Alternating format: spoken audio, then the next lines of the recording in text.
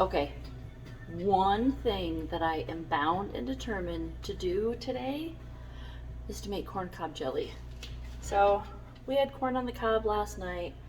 What you are going to need are 4 ingredients. It's so simple. You need 12 corn on the cobs, 8 cups of water, 4 cups of sugar, and 1 packet of pectin. And I use liquid pectin. So to get started, you have your corn cobs, all the corn's off of it. That's in my freeze dryer right now. So we're adding corn cobs in a big stock pot, and then I have my 8 cups of water. I'm just gonna add that. So wait till this water gets up to a boil, and we're gonna boil for 10 minutes. Okay, it's boiling. Set your timer for 10 minutes. Okay, 10 minutes is up. Be careful, this is warm. So I feel like the easiest thing to probably do,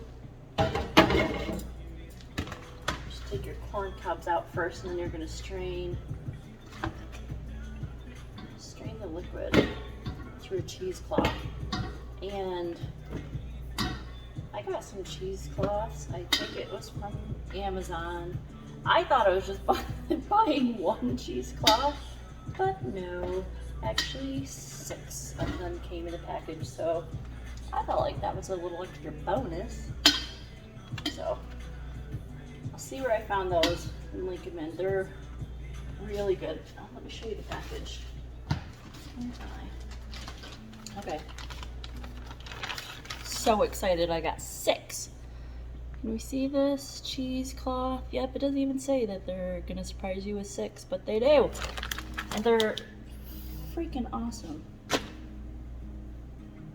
Like perfect size. They're not stained with my grapes from making grape juice anymore. I feel like a new woman.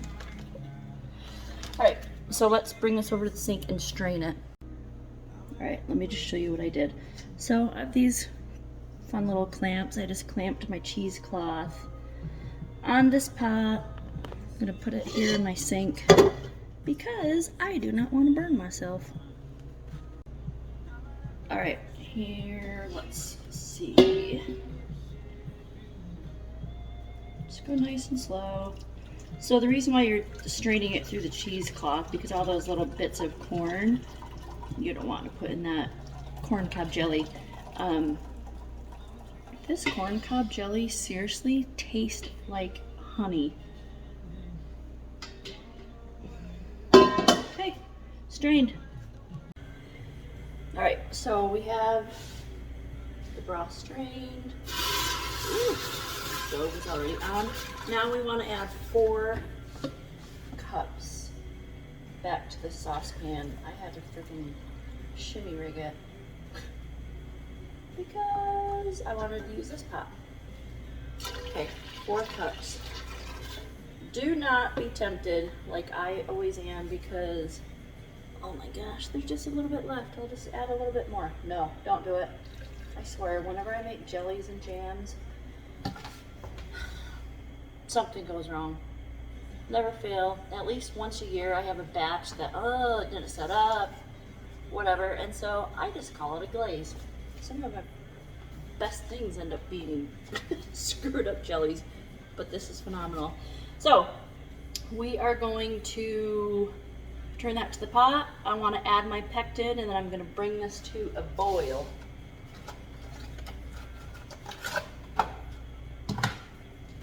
Some scissors.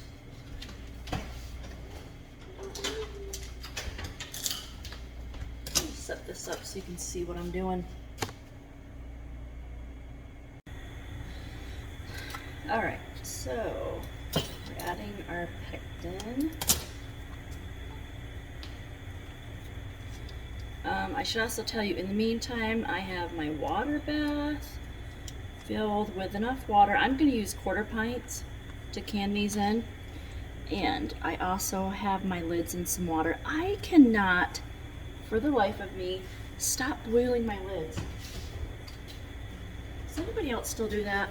I know the lids these days, you're not supposed to have to boil. You can just put them on, and the rubber ring around them will soften up and seal your jars when you put them in the jars, but I just can't stop doing it. For some reason, it's old school to me, but that's fine. It's not going to hurt anything. Alright, so I probably have this on a medium heat. So this is my 4 cups of corn cob strained water and my pectin now. Just bring this up to a boil.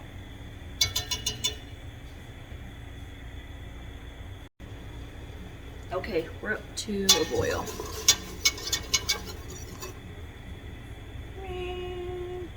Yeah, we're boiling.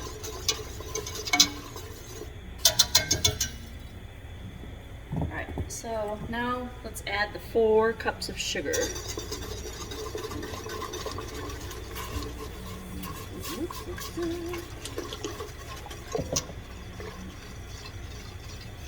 Now, we are going to bring this back up to a boil. And once it reaches a boil, we're going to boil it for 1 minute and then turn off the heat. And then we're going to jar it.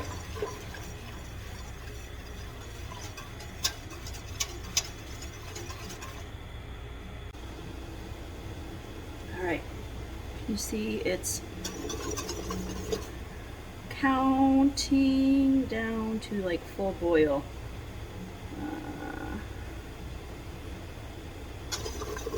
Just constantly stirring. So remember, once it reaches a boil, I'm going to wait until it's a full boil, and then I'm going to count 1 minute. I'd say that's a boil.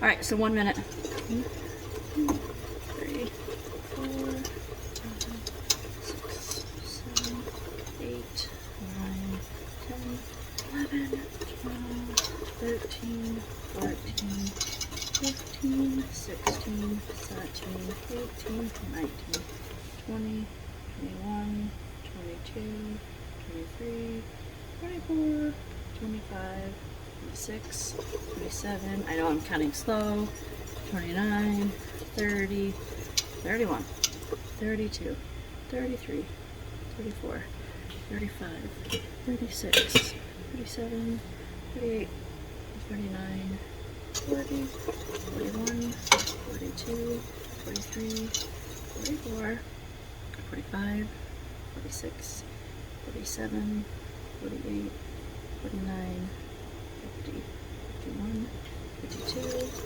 53, 54, 55, 56, 57, 58, 59, and 60. Okay, I'm going to turn off my heat, get my jars over here, which remember we're full of heated water so that it doesn't shock them when I put this hot liquid in. My water bath water is ready, my lids are warmed, so we're ready to start dishing this up. Alright, let me grab 2 jars.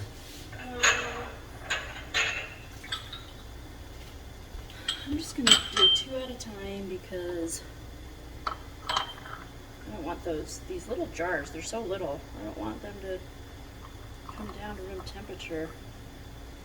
So I am filling them to a 1/4 inch headspace. This is so pretty, it's almost like a clear honey color.